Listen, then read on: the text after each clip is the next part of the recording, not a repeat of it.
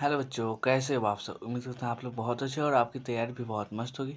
चलिए आज हम देखना प्रश्नावली 10.5 का क्वेश्चन नंबर 8 बोला है, यदि एक समलंब की असमांतर भुजाएं बराबर हो तो सिद्ध कीजिए कि वह क्या है जी, चक्रीय है।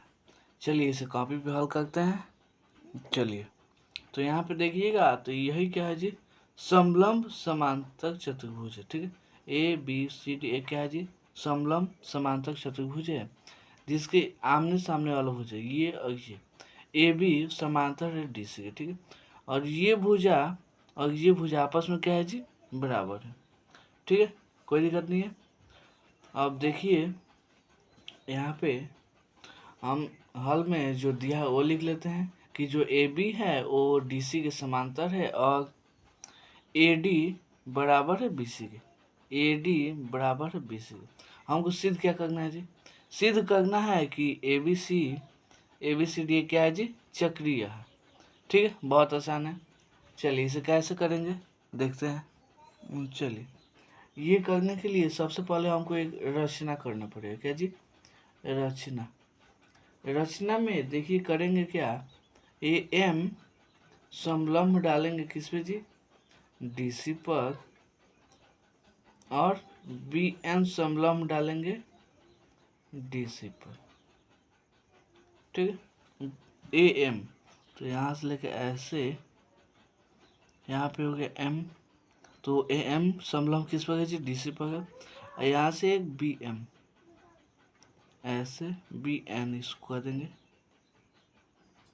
हो गया, कोई दिक्कत नहीं है। चलिए अब हमको त्रिभुज, देखिए हमको चाहिए क्या, हमको ये कोण और ये कोण सबसे पहले बराबर दिखाना है। तो इस वाले त्रिभुज को ए डी एम और बी सी एम को सर्वांगसम दिखाना है। तो आइए सिद्ध पे आते हैं। सिद्ध आते हैं त्रिभुज ए एम डी तथा त्रिभुज बी एन सी में। ठीक है, यहाँ पे देखिएगा तो क्या है जी, यहाँ पे ए एम डी में पहला नंबर तो ए एम डी ये वाला कोण और इधर का ये वाला कोण दोनों क्या है जी, बराबर होगा, क्योंकि दोनों कितना है, 90-90 है। तो हो जाएगा कोण ए एम डी बराबर होगा कोण बी एन सी। कहाँ से, तो लिख दीजिए दोनों 90 डिग्री है, दोनों 90 डिग्री है। ठीक है, अब देखिए ये वाला ए डी इसके बराबर हो जाएगा बी सी के, ए डी बराबर बी सी। ये कहाँ से, ये तो क्वेश्चन में ही दिया है कि ये दोनों आपस में क्या है जी, बराबर है। यहाँ पे देख लीजिए ए डी जो होगा बी सी के बराबर होगा, क्यों, क्वेश्चन में ही दिया है।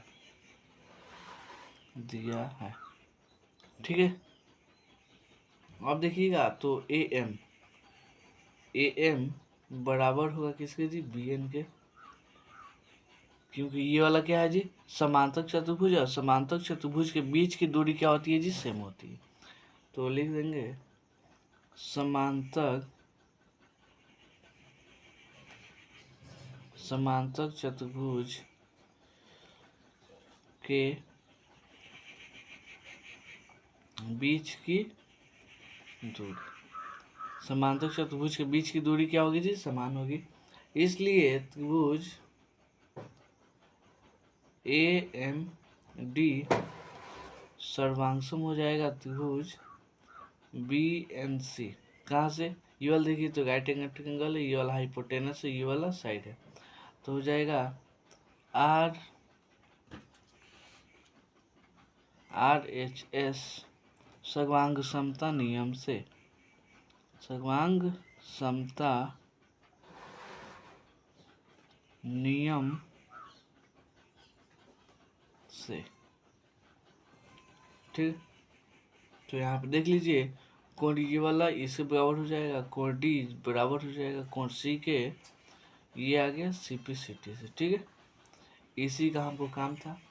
अब देखिएगा तो यहाँ पे देखिए कोण ए प्लस कोण डी, कौन कौन जी, कोण ए ये वाला प्लस कोण डी, दोनों मिलके कितना कोण बनेगा जी 180 का, क्योंकि चक्रीय चतुर्भुज के एक ही ओर का कोण कितना होता है जी 180 डिग्री होता है। तो क्या हो जाएगा, यहाँ से देखिए होगा क्या, हो जाएगा angle A plus angle D equal to 180 degree. तो कहाँ से लिख दीजिएगा, चक्रीय चतुर्भुज के एक ही ओर का कोण, चक्रीय चतुर्भुज के एक ही ओर यानी एक ही साइड का कोण क्या होता है जी 180 डिग्री होता है। तो यहाँ से देखिए हम ए और कोण डी के जगह पे कोण से भी लिख सकते हैं, क्योंकि ये वाला दोनों क्या है जी बराबर है, तो ये वाला इतना होगा, ठीक है। अब देखिए तो ए डी ये वाला दोनों 180 और ए और सी ये भी कितना जी 80, 180। तो हम कह सकते हैं कि ये क्या है जी, एक यह क्या है जी समलंब है। तो लिख देंगे अतः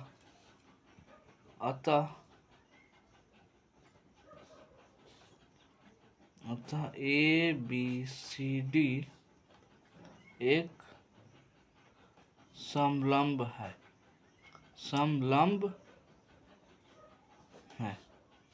ठीक है। समलंब कैसे समझ में आया, क्योंकि अगर किसी भी चक्रीय चतुर्भुज के एक ही ओर का कोण और आमने सामने का कोणों का योगफल दोनों कितना हो जी 180 डिग्री आए, तो हम कह देते हैं कि क्या है जी एक समलंब है, ठीक है। चलिए मिलते हैं अगले वीडियो में अगले क्वेश्चन के लिए, तब तक के लिए धन्यवाद।